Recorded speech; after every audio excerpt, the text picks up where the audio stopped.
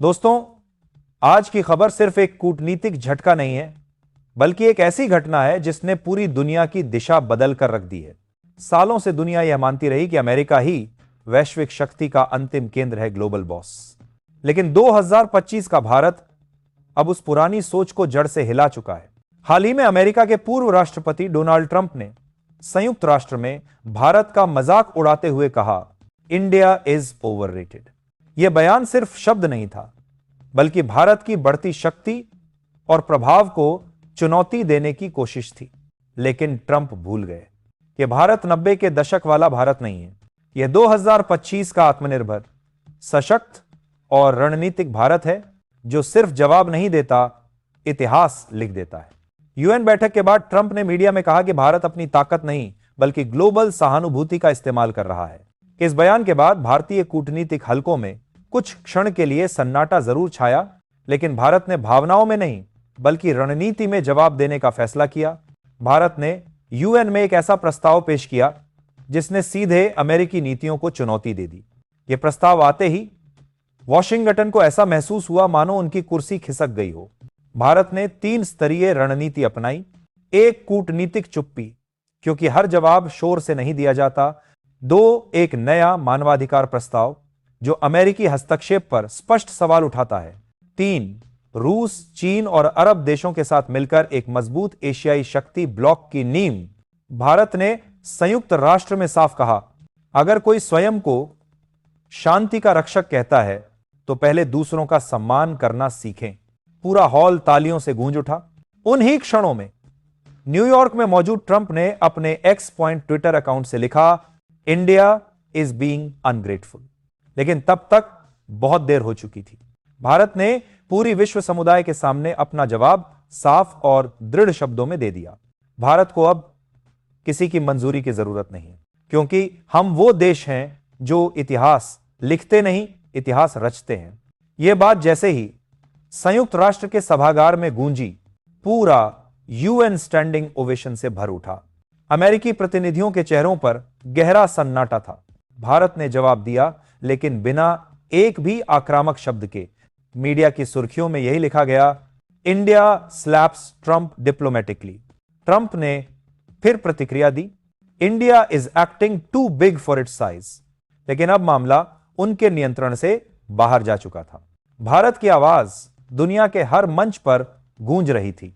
विदेश मंत्रालय ने बयान जारी किया, भारत किसी दबाव में नहीं झुकेगा। सम्मान सबका होना चाहिए, लेकिन डर किसी का नहीं। यह बयान देश भर में आग की तरह फैल गया। लोग कहने लगे, शाबाश भारत, अब हम नहीं डरेंगे। इसके बाद जब अमेरिकी प्रतिनिधियों ने भारत से समर्थन की उम्मीद की, भारत ने चुपचाप बिना कोई बयान दिए नो वोट डाल दिया। और यह एक वोट किसी भी भाषण से ज्यादा शक्तिशाली साबित हुआ। संदेश स्पष्ट था, अगर आप हमें नीचा दिखाने की कोशिश करेंगे तो हम आपको पीछे छोड़ देंगे। भारत की इस नीति ने पूरी दुनिया को हिला दिया। फ्रांस, जर्मनी और जापान जैसे लोकतांत्रिक राष्ट्र भारत के साथ खड़े हो गए। रूस और चीन पहले से ही भारत के साथ थे। दुनिया ने पहली बार देखा कि अमेरिका के खिलाफ एक वैश्विक सहमति, ग्लोबल कंसेंसस बन रही है और उसकी अगुवाई भारत कर रहा है। ट्रंप ने आरोप लगाया, India is creating divisions in the UN. लेकिन सच्चाई यह थी, भारत पहली बार यूएन को एकजुट कर रहा था। आज स्थिति यह थी कि हर देश चाहता था कि भारत बोले। भारत ने मंच से सिर्फ इतना कहा, हम किसी के खिलाफ नहीं हैं, लेकिन हम सत्य के पक्ष में हैं। ट्रंप द्वारा किया गया अपमान अब भारत की प्रतिष्ठा, आत्मविश्वास और नेतृत्व का प्रतीक बन चुका था। और 3 दिन बाद प्रधानमंत्री नरेंद्र मोदी संयुक्त राष्ट्र पहुंचे। सभागार खचाखच भरा हुआ था।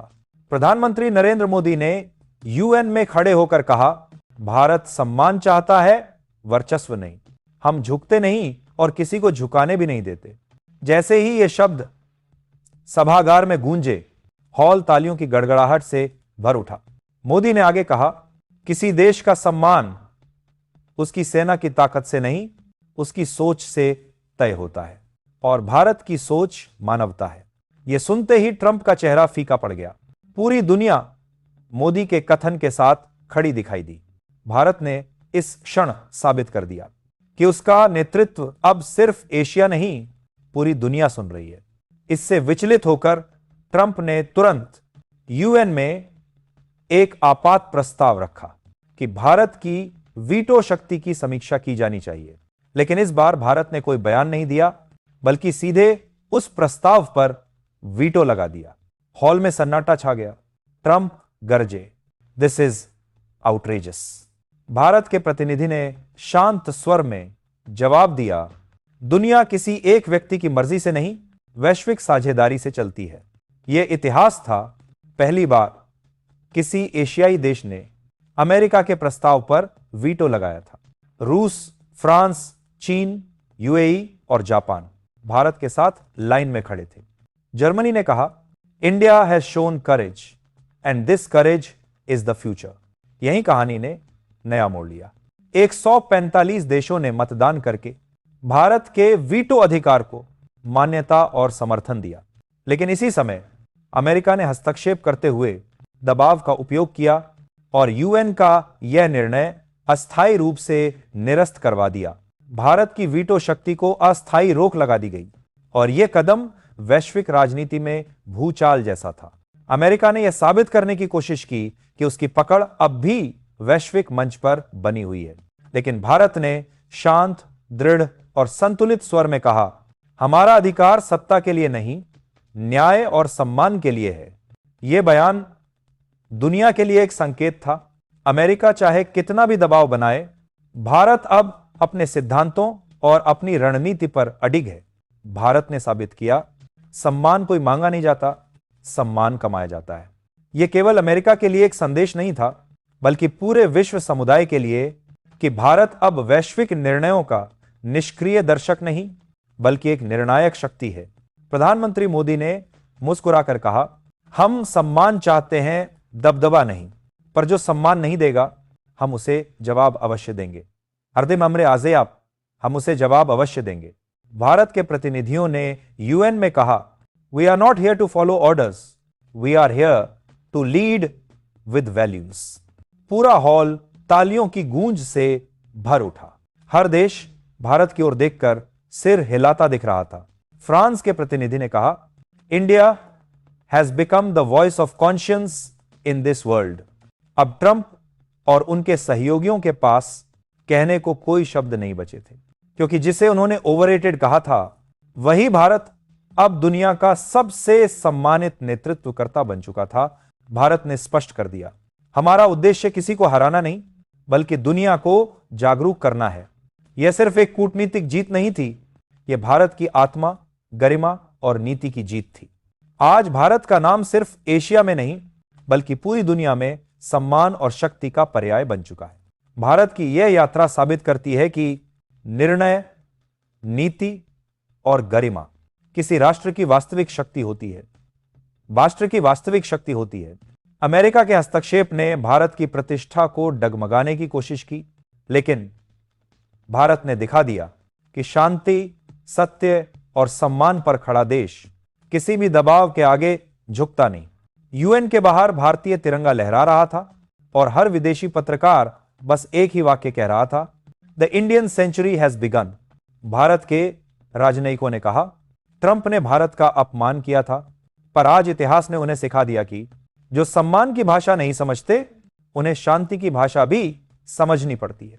यह जीत केवल यूएन के सभागार तक सीमित नहीं रही, यह पूरे विश्व समुदाय के लिए एक स्पष्ट संदेश बन गई कि भारत अब सिर्फ एशिया का नेतृत्व नहीं कर रहा, बल्कि वैश्विक निर्णय निर्माण का अग्रणी राष्ट्र बन चुका है। 145 देशों के समर्थन के बाद भी अमेरिका द्वारा भारत के वीटो को रोकने का प्रयास भारत की प्रतिष्ठा को कहीं से भी कम नहीं कर सका, क्योंकि भारत ने दिखा दिया, सम्मान मांगा नहीं जाता, सम्मान अर्जित किया जाता है, और उस सम्मान की कीमत कभी भी समझौते में नहीं रखी जा सकती। प्रधानमंत्री नरेंद्र मोदी के शब्द विश्व मंच पर गूंज उठे, हम सम्मान चाहते हैं, दबदबा नहीं, लेकिन जो हमें सम्मान नहीं देगा उसे जवाब अवश्य मिलेगा। हालात के साथ एक भारत ने दुनिया को यह समझा दिया कि हम पीछे हटने वाली सभ्यता नहीं है, हम सिद्धांतों के साथ आगे बढ़ने वाला राष्ट्र हैं। आज भारत केवल एक देश नहीं, ग्लोबल पावर का प्रतीक है और दुनिया की अंतरात्मा की आवाज बन चुका है। यह कहानी करोड़ों भारतीयों के दिलों में गर्व और आत्मविश्वास भर देती है। यह याद दिलाती है कि भारत की असली ताकत केवल उसकी सेना की शक्ति में नहीं, बल्कि उसके निर्णय, उसकी नीति, उसका साहस और उसकी गरिमा में है। जिस भारत ने कभी अपमान सहकर चुप्पी साधी थी, वही भारत आज दुनिया को दिखा रहा है। भारत झुकता नहीं, भारत इतिहास रचता है। आज भारत ने सिर्फ ट्रंप या अमेरिका को उत्तर नहीं दिया, बल्कि पूरे विश्व को यह दिखाया कि एक सभ्य, शांति प्रिय और मूल्य आधारित राष्ट्र भी अपने अधिकार और सम्मान के लिए अटल और अजेय होकर खड़ा हो सकता है। यह आत्मसम्मान की जीत है, यह नीति और कूटनीतिक नेतृत्व की जीत है। और इसीलिए यह घटना केवल एक डिप्लोमेटिक प्रकरण नहीं, बल्कि एक नए भारत की घोषणा है।